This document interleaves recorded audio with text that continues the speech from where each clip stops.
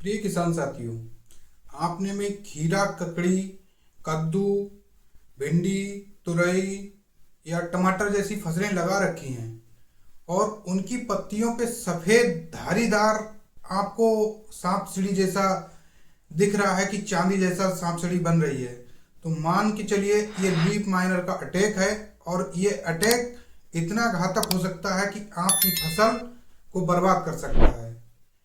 तो आज इस वीडियो में जानेंगे इस पे कैसे कंट्रोल कर सकते हैं, कैसे अपनी फसल को बचा सकते हैं। नमस्कार किसान साथियों, मैं सूरज इंगवार आपका स्वागत करता हूं आपके YouTube channel agri knowledge and social work पर। जैसा कि आप जानते हैं, मैं कृषि विभाग में कार्यरत हूं और समय समय पर कृषि विभाग से जो योजनाएं चल रही थी उसके बारे में और जो खेती में समस्याएं आती हैं उसके बारे में जानकारी देता रहता हूँ। तो चैनल को सब्सक्राइब जरूर कर लीजिएगा और शेयर कर दीजिएगा। किसान साथियों, इस समय जो हमारी जायद की फसल लगाई हुई है, चाहे वो कद्दू वर्गीय हो, चाहे वो टमाटर हो, चाहे वो भिंडी हो, कोई भी फसल, उनकी पत्तियों पे इस वक्त जो है लीफ माइनर का अटैक बहुत तेजी से हो रहा है, जिस कारण से जो है हमारी फसल का उत्पादन घट रहा है। अब इसे पहचानेंगे कैसे कि लीफ माइनर का अटैक है या थ्रिप्स का है या किसका है। तो लीफ माइनर के अटैक में जो पत्ती होती है उस पे जो है पीछे पीछे जब लीफ माइनर क्या करता है, पत्ती के दोनों परतों के बीच में रहता है और ये जब क्लोरोफिल जो होता है हमारे पौधे को जो प्रकाश संश्लेषण करके भोजन उपलब्ध कराता है, उस क्लोरोफिल की मात्रा को ये खाता जाता है। और जब पीछे पीछे देखता है कि आगे बढ़ता जाता है, खाते पीछे सांप सीढ़ी जैसी धारियां सफेद या चांदी जैसे कलर की बनती जाती हैं। ये इसकी मुख्य पहचान है। जब ये पत्ती में पीछे पीछे बनाता जाता है तो क्लोरोफिल की जो मात्रा होती है वो हमारी पत्ती में कम हो जाती है, जिस कारण से पौधा प्रकाश संश्लेषण की क्रिया नहीं कर पाता है और पौधा भोजन न बनाने की स्थिति में पत्तियां सूख जाती हैं और पौधे पर जो उत्पादन होता है हमारा वो कम हो जाता है। तो इस तरह से यही कीट जब टमाटर की फसल में लगता है तब इसे टूटा एब्सोल्यूटा के नाम से जाना जाता है। होता यही है, उसमें इसकी प्रजाति है टूटा एब्सोल्यूटा, वो लगती है। इसके कंट्रोल की बात करें तो इसका कंट्रोल सबसे ऐसी दवाई हमें यूज करनी चाहिए जो ट्रांसलेमिनार हो, अर्थात एक तरफ डालें पत्ती के और दूसरी तरफ अपने आप स्वतः ही पहुंच जाए, ऐसी दवाइयों का हमें चयन करना चाहिए। तो ऐसी कौन सी ऐसी दवाइयां हैं जानते हैं।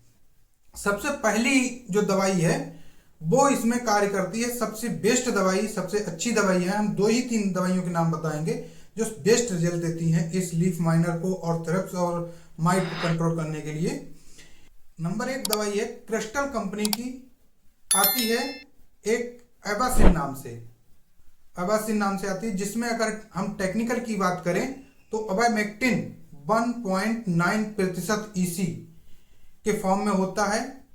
इस अगर आपको क्रिस्टल कंपनी के नाम मिले या किसी का मिले तो टेक्निकल जरूर याद रखिएगा, एबामेक्टिन 1.9% ईसी। इस टेक्निकल को आप बता देंगे तो किसी भी कंपनी का आपको दुकानदार दे देगा। अगर इसकी डोज की बात करें तो 1 ml प्रति लीटर पानी के हिसाब से जितना भी पानी आप यूज करना चाहते हैं अपनी फसल में, उसके अनुसार छिड़काव कर दीजिए। दूसरी जो दवाई है आपका एक कार्टेवा एग्री साइंस कंपनी की आती है, आपको डिलाइट नाम से। उसका टेक्निकल जो है स्पाइनेटोरम 11.7 ऐसी फॉर्म में होता है ये।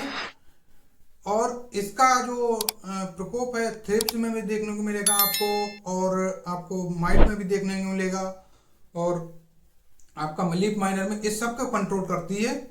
ये बहुत बेस्ट दवाई है इस तरह से कार्टेवा कंपनी की, कार्टेवा एग्री साइंस की। तो और तीसरी जो दवाई है आपका जो कोराजन फेमस ही है, कोराजन आप डाल सकते हैं।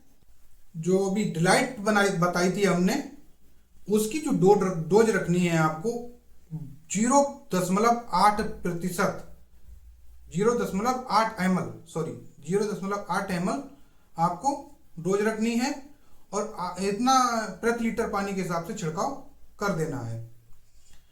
और तीसरी जो दवाई कोराजन बताई थी, इसका भी प्रभाव जो है अच्छा है इन सभी पे। लेकिन एक खास बात का ध्यान रखिएगा, जब एक बार एक दवाई यूज कर लीजिएगा, तब जब दूसरी दवाई अगली बार यूज करिएगा तो दोबारा वो दवाई मत यूज करिएगा जो आपने पहले की है। क्योंकि ये जो कीट होता है, माइट होता है, थ्रिप्स होता है या जो लीफ माइनर होता है, ये रेसिस्टेंट कर लेता है अपने आप को जो पहले दवाई हमने यूज की है उसे ना यूज करके। जैसे कि पिछली बार आपने जो तीनों दवाई हमने बताई है इसमें से कोई भी यूज की है तो अगली बार दूसरी दवाई आपको यूज करना है। जैसे अगर एक हफ्ते में कंट्रोल आपको दिख जाए तो अच्छा है, अगर हल्का फुल्का कंट्रोल बाद में रहता है कि अब भी दिख रहा है तो दूसरी दवाई यूज करिएगा। अगली जानकारी के साथ आप अगली वीडियो में, तब तक के लिए जय हिंद जय भारत। और ये जरूर बताइएगा कि आपकी फसल में कौन सा कीट लगा हुआ है इस वक्त, जिसका मैं निदान आपको बता सकूं। जय हिंद जय भारत।